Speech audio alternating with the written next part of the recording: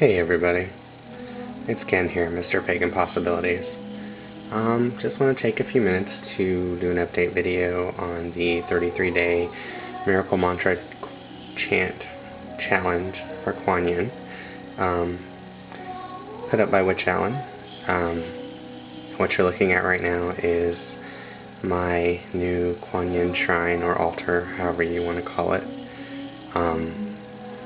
I've been doing this is day 16 now, and I really created a connection with Kwan Yin over the last 16 days.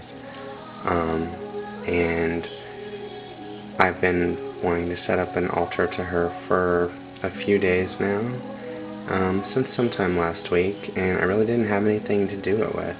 At least I didn't think I did. I went last week to a neighbor's yard sale, and I found the Buddha that is now sitting there, and it spoke to me, and I knew I had to buy it, so I brought it home with me, and I sat it down for a long time, and it sat here on the shelf without any adornments or anything, just sitting there, and every time I passed it, it spoke to me. And I've been doing a little research on Kwan Yin and things like that, and she is a female Buddha, and so I decided that this statue would be my representation of Kwan Yin. So it finally hit me last night and more this morning, so I started gathering up some things to make this altar for Kwan Yin. I already had the Buddha statue, and I found that gorgeous picture sitting behind the Buddha statue online, and that's a picture of Kwan Yin. Kwan Yin is supposed to hold the violet flame of compassion, so I've got 2 violet candles flanking her on either side. In the small apothecary jars that you see, I've got lavender buds as a bit of an offering for Kwan Yin. On the right of her, I have a amethyst cluster to help represent the violet flame, and on the left I have a clear dish with 3 river stones in it, and sitting on top of those river stones is a tumbled amethyst.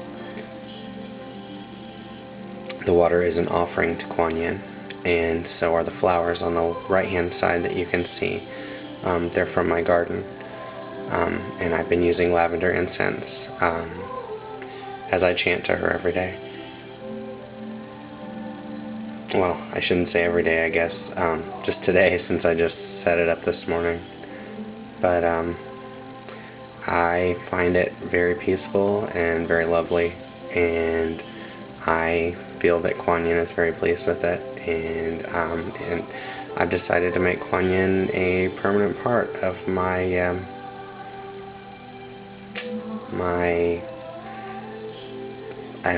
my daily devotions, I guess you might say. Like I said, I've come to have quite a connection with her over the past 16 days, and I've been feeling more compassion, a lot more patience. Beauty is another thing I've really connected with lately, seeing beauty, and especially here over the past couple of days, creating beauty. I've been, I know it seems silly, and maybe it's just spring, but I've been cleaning my house like crazy. I mean, I even went so far as to clean my carpets today. I've been trying to make my yard look as nice as possible, and it seems to have come over me since I've been doing this miracle mantra. Like I said in my last video, I've had a few minor miracles, and I even had another one this past week. I really won't go into that right now, but I do feel it's Kwan Yin blessing me, and so I just want to thank Alan again for putting up this challenge and introducing me to Kwan Yin, because before this I'd never even heard of Kwan Yin. Okay, I shouldn't say I hadn't heard of Kwan Yin.